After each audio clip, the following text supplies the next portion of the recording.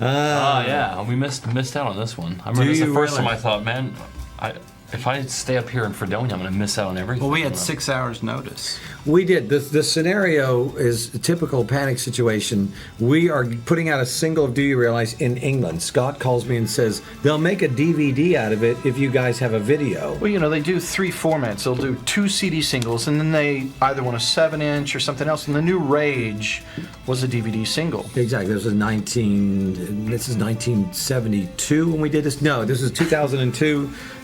So DVDs are pretty standard issue now, but back then it was like, wow, we get to make a DVD. But we didn't have a video ready, and we needed it that day, basically. Literally by the next day. So I called it Bradley, and I said, Bradley, we need to make... But that's where we can always say that that's me and Steven in the suit. Well, that was kind of our... Michelle and that was some kind of other fella. our gimmick, is that's Steven and Michael. It's supposed to be Steven and Michael. I'm Yeah, sorry. Steven and Michael was walking Well, I around. want to know how you convinced the girls to Well, we thought that there were going to be 20 girls showed up, and they were all going to be Well, that's naked. where drugs actually You do come called, into play, and right? the idea for Yeah. the video is I'll walk around and we'll get 20 nude women that follow me around. Get them all hypnotized. Well, they wouldn't be nude.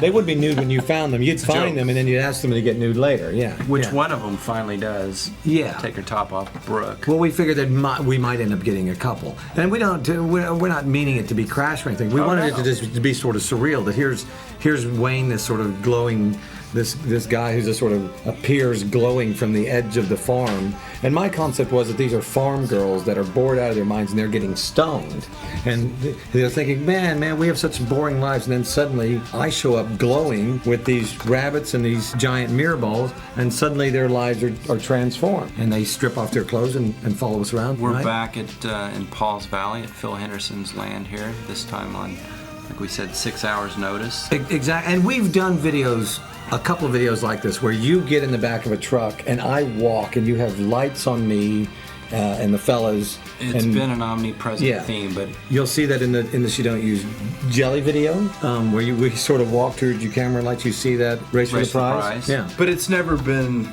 sort of this haphazard where we just are rushing to call to see who's available. Does anyone have film? And No. you called me at 2 in the afternoon, and by 6 we were shooting. By midnight we were done. We drove to Dallas that night. Exactly. Transfer, brought it to George. He cut it the next day, and he shipped it all within 48 hours. I don't think many bands do that. Well, it'd be hard. I mean, unless you have your own production company, you know. And even this effect was something that George had stumbled upon. Call that Shine, George. In the Christmas on Mars stuff we were thinking, and he threw it on there, and suddenly we have what looks like, you know, a artsy, magical, you know, high. I don't know if it looks high budget, but that effect is cool. We busted the camera that night and my clutch. Oh yeah. Well, there was some mud out there. Yeah. And you'd be driving ahead of me, trying to stay going 2 miles an Damon hour. was driving. I was running the key. And the clutch eventually went out in your poor truck. I like that truck though. That truck has served as well. Anyway, that's Do You Realize? It's a great looking video. It is. It's wonderful. And thanks to the girls who showed up and took off their clothes. Well, and they were just genuinely enthusiastic about the whole thing, and it was great.